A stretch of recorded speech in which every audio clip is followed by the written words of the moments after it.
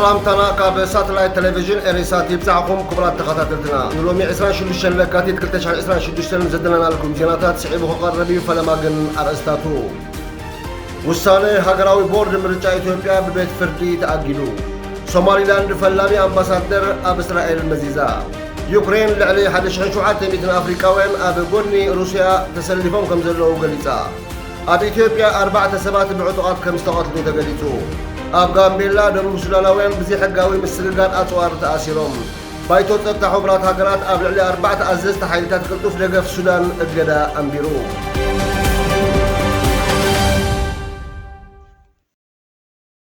ሃገራዊ ቦርድ ምርጫ ኢትዮጵያ ባይቶ ፌደሬሽን ኢትዮጵያ ዝሃበ ውሳነ ስዒቡ ኣብ መንጎ ክልል ኣምሓራን ትግራይን ከሰሓሕቡ ዝጸንሑ ዝበሎም ከባቢታት ኣብ ሻውዓይ ሓፈሻዊ ምርጫ ኢትዮጵያ ተፀዋዕነቶም ካብ ትግራይ ወፃኢ ኣብ ታሕቲ ፌደራል ንክኸውን ብ23 ለካቲት 2026 ዘመሓላለፎ ውሳነ ብላዕለዋይ ቤት ፍርዲ ፌደራል ሎሚ ዕለት 26 ለካቲት ተኣጊዱ ክጸንሕ ተወሲኑሎ اتنا اجدا وسانه ودب ديمقراطياوي سمرت تግራይ ንውሳነ ሃገራዊ ቦርድ ምርጫ በመቋም ሎሚ መዓልቲና ብላዕለዋይ ቤት ፍርድ ፌደራል ብዘቕረቦ ክስ መሰረት ከም ዝተዋህበ አቦ መንበር እቲ ውድብ አቶ ጌታቸው ረዳ ሓቢሩ ሃገራዊ ቦርድ ምርጫ ኢትዮጵያ ኣብቲ ዝሓለፈ ሶኒ ወግዓዊ ዝገበሮ መግለጺ ሓሙሽተ ዘሰሓሕቡ ዞባታት ምርጫ ማለት እውን ሕሞራ ዓድረመፅ ጸለምቲ ኮረም ኦፍላን ራያ ላማጣን ናይ ይግባን ሕቶ ክሳብ ዝፍታሕ ተፀዋዕነቶም ካብ መምሕዳር ክልላዊ መንግስቲ ትግራይ ወፃኢ ኮይኑ ናብ ባይቶ ወከልቲ ህዝቢ ክኸውን ከም ዝወሰነ ብምጥቃስ ንበይኖም ቀጥታዊ ምርጫ ከካይዱ ምዃኖም ኣፍሊጡ ምንባሩ ይዝከር ብዛዕባ እዚ ጉዳይ ኣመልኪቱ ርእይቱ ዝሃበ ምክትል ፕሬዚደንት ጊዜያዊ ምምሕዳር ትግራይ ኣቶ ኣማኑኤል ኣሰፋ ልኡላውነት ትግራይ ጉዳይ ቤት ፍርዲ ኢትዮጵያ ኣይኮነን ጉዳይ ሬፈረንደም እውን ኣይኮነን ኢሉ ግን እዚ ብሕጊ እውን ሰዋሃም ስልጣን የለን ስለዚ እንታይ እቲ ጉዳይ ተልካ ናይ ሕጊ ጉዳይ ኣይኮነን እቲ ጉዳይ ናይ ፖለቲካ ጉዳይ ብድሕሪቱ ፖለቲካል ሞቲቭ ዘለዎ እዩ ፖለቲካዊ ዕላማ ዘለዎ እዩ ፖለቲካዊ ዕላማ ከዓ እንታይ እዩ ትግራይ ምንብርካኽ አቶ አማኑኤል ወሲኹ ዓበይቲ ብሄራዊ ጉዳያት ትግራይ በአሻጥርን ድራማን ናብ ቢሮክራሲን ቤት ፍርድን ናወሰድካ ናብ ዋጋ ዓደጋ ክወርዱ ምግባር ኣብ ልዕሊ ህዝቢ ትግራይ ዘስዕቦ ዘሎ ቀጻሊ ሓደጋ ከቢድ ምዃኑ ኣስሚሩ አቦ መንበር ውድብ ሳልሳይ ወያነ ዝነበረ ፖለቲከኛ አሉላ ኃይሉ ብግዲኡ እቲ መንግስቲ ኢትዮጵያ ኣብ ዝቐረበ እዋን ብቦርድ ምርጫ ቢሉ ዝሃበ ውሳነ ፖለቲካዊ ውሳነ ስለ ዝኾነ ክቕልበስ እንተሃልይዎ እውን ብፖለቲካ እምበር ቤት ፍርዲ ስለ ዝኣገዶ ዓሻይ ትበሉ ድሕሪ ምባል ከምዚ ዓይነት ኣሽከዕላል ደው ክብል ፀዊዑ እዚ ከምዚ ኢሉ እንከሎ ኣብ ከተማታት ሽረ እንዳስላሰን እንዳባጉናን ሎሚ 26 ለካቲት 2026 ነቲ መንግስቲ ኢትዮጵያ ብትካላቱ ቢሉ ወሲነዮ ዝበሎ ውሳነ ዝቃወም ሰልፊ ተሽከርከርቲ ክካየድ ውዒሉሎ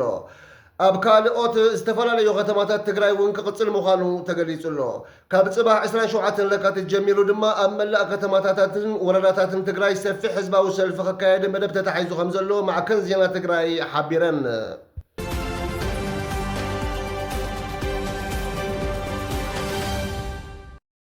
بمنግስት እስራኤል ከም ናጻን ልኡላዊትን ሃገር ኣፍልጦ ዝረኸበት ሶማሊላንድ ፈላሚ ኣምባሳደር ከም ዝሾመት ሎሚ ዕለት 26 ለካቲት ጋሮ ኦንላይን ኣብ ዝዘርግሖ ሓበሬታ የመልክት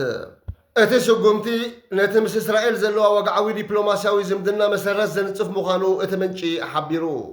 ኣፈኛታ ባዕላ ናጽነታ ዝኣወጀትን ብ26 ታሕሳስ 2025 ካብ እስራኤል ኣፍልጦ ዝረኸበትን ሶማሊላንድ حسين عدن عيقى بمسارة وسانة بريزيدنت عبد الرحمن محمد عبد الله عيرو بمحمد هاجي زفلة فلوط دبلوماسية دكتور عمر حاجي محمود نزي تاريخاوي مزنة مقبالو الرقاقيت الله ات امباسادر كبرات سلطان مسلاتن حلافنتاتن نايتي بوتاغهلو ويقبل اتافنيا اقليتو امباسادر دكتور عمر حاج محمود امخاري بريزيدنت سوماليلاند عبد الرحمن محمد عبد الله منبارو يفلت እቲ ስጉምቲ ዒሮ ኣብ መወዳእታ ወርሒ መጋቢት ናብ እስራኤል ፈላሚ ወግዓዊ ምብፃሕ ከካይድ ትፅቢት ኣብ ዝግበረሉ እዋን እዩ ተወሲዱ ዘሎ ኣብታ ሃገር ምስ ኣተወ ንኤምባሲ ሶማሊላንድ መሪቑ ብምኽፋት ኣካል ናይቲ ብመንጎኝነት ኣሜሪካ ዝተበፅሐ ስምምዕ አብርሃም ንምዃን ክፍርም ትፅቢት ይግበረሉ እቲ ኣብ 2020 ዝተፈረመ ስምምዕ አብርሃም ኣብ መንጎ እስራኤልን ሓያሎ ሃገራት ዓረብን ዝተበፅሐ ኮይኑ እስራኤል ምስተንካብ እቲ ምስረታት ሒዛ ኣፍልጦ ሂበን ዘይፈልጣ ሃገራት ዓረብ ዲፕሎማስያዊ ዝምድና ክትምስረት ዘኽኣለ ምዃኑ ይንገረሉ بمسرة قدامي إبراهيم سلطان دونالد ترامب استفرم سممع حبرات إمارات عرب بحرين سودان موروكو إسرائيل كم هاجر أفلطو بمهاب دبلوماسياوي زمدنا مسرتن يركبا أبشحن شعاتي 291 حدن كاب عباي صوماليا 5 فنجلت أوجت صومالي لاند وسان إسرائيل عبي أفدق عالم لخاوي أفلطو كخفة لا تسفى غير الله فيدرالاوي منقس صوماليا إسرائيل لصومالي لاند أفلطو مهابالو لو النتاز تحسيو قبل بتري تقاويميو ولا بقى وطر انتهى صومالي لاند مس إسرائيل أب مداي حرشة محدرة ماي دحنت كأي بحر متحب بارك تسفح مقانعة تقلت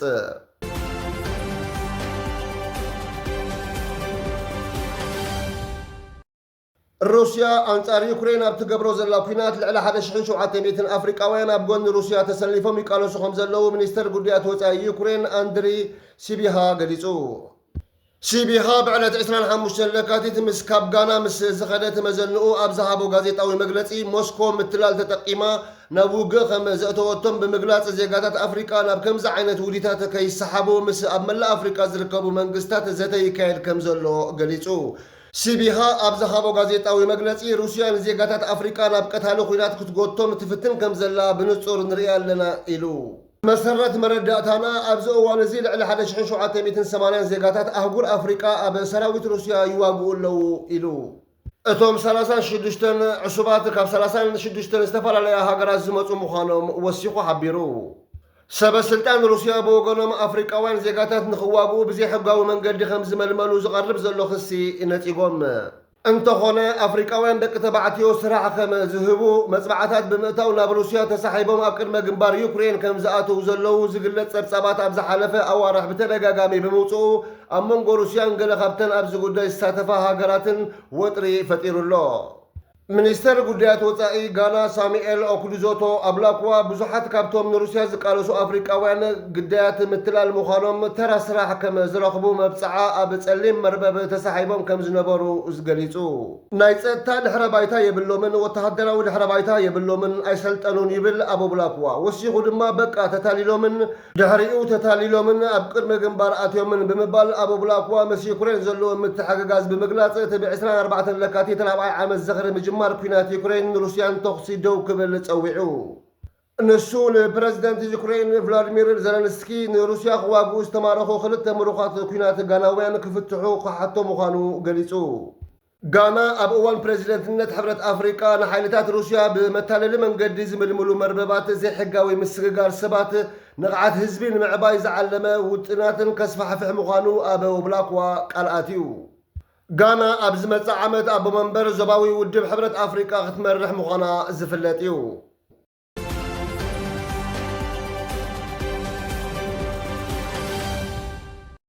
ኮሚሽን ፖሊስ ክልል ጋምቤላ ካብ ደቡብ ሱዳን ኣጽዋር የሰጋጉር ነይሮም ዝተባህሉ 4 ዜጋታት ደቡብ ሱዳንን ምስ ክልተ ተሓባበርቶም ኢትዮጵያውያንን ኣብ ትሕቲ ቀይዲ ከም ዘእተወ ኣፍሊጡ እቶም ጥርጡራት ብዕለት 21 ለካቲት 2026 ኣብቲ ማሕበረሰብ ንዌር ዝርከብሉ ዞባ ወረዳ ላሬ ምሸት ከም ዝተታሕዙ ምክትል ኮሚሽነር ምክልኻል ገበን ኮሚሽን ፖሊስ ትኽልል ኣቶ ድዋጭ ጋትኮት ገሊጹ ኣብቲ ስርሒት ዝተታሕዙ ዝርዝር ኣጽዋር ድማ 2 ኣርቢጂ ላውንቸር ናይ ጉጅለ ኣጽዋር 1 ብሬን ናይ ጉጅለ መዳፍዕን 9 ኣርቢጂ ላውንቸር ቦምባን ዘጠቓልል እዩ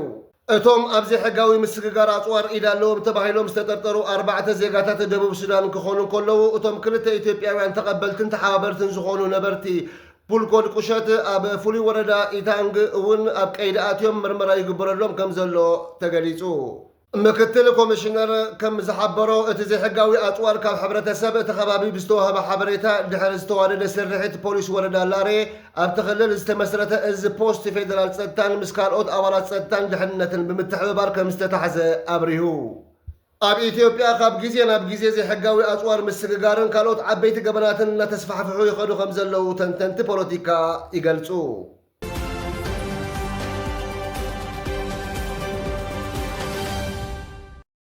ኣብ ኢትዮጵያ 4 ሰባት ብዕጡቃት ከም ዝተቐትሉ ተገሊጹ ኣብ ክልል ኦሮሚያ ዞባ ምብራቕ ኣርሲ ወረዳ መርቲ ቅድሚ ሕጂ ኣመንቲ ዝተቐትልሉ ብዕጡቃት ዝተፈጸመ መጥቃዕቲ 4 ሰባት ዝሞቱ ኮይኖም ዝቆሰሉ ከም ዘለውን 10 ዝኣኽሉ ገዛውቲ ድማ ከም ዝተቃጸሉን ኢትዮጵያ ኦርቶዶክስ ተዋህዶ ቤተ ክርስቲያን ዞባዊ ሃገረ ስብከት ብምጥቃስ ማዕከን ዜና ቲክቫህ ኢትዮጵያ ይሕብር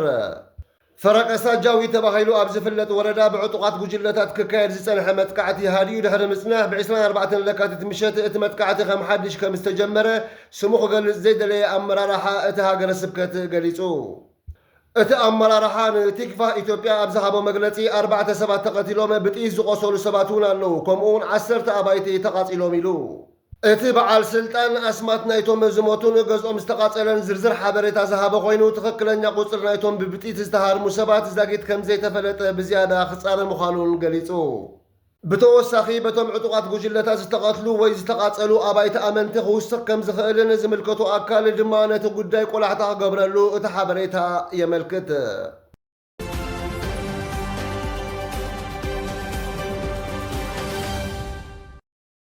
ባይቶ ጸጥታ ሕብራት ሃገራት ኣብ ዞባ ዳርፉር ኤልፋሽር ብዝተፈጸመ ገበናት ግህሰት ሰብኣዊ መሰላት ኣብ ልዕሊ ዝተኸሰሱ 4 ኣዘዝቲ ሓይልታት ቅልጡፍ ደገፍ ሱዳን እገዳ ከም ዝእምበረ ኣሶሽየትድ ፕረስ ሓቢሩ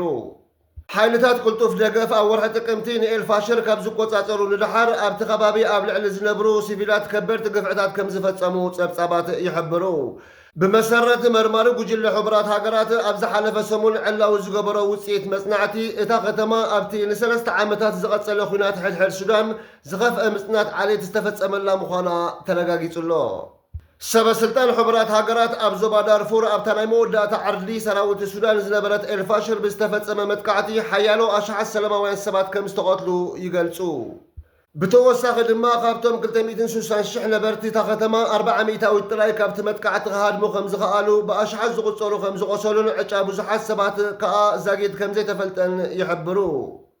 ازي ابلع حيلتات قلطف دغف تغيرو زلو اغدا نرابع غيزي خوينو امريكا عباي بريطانيا اوروباوي حبراتو اقديمن اغدا امبرنالو منبارن يفلط كبرات تقاتلتي نلوم زبلنا مزيناتاتنا ازوم كتكاتلوهم زصنحكم يمسلون يروم صباح بخالوت زيناتاتنا حساب نراخب السلام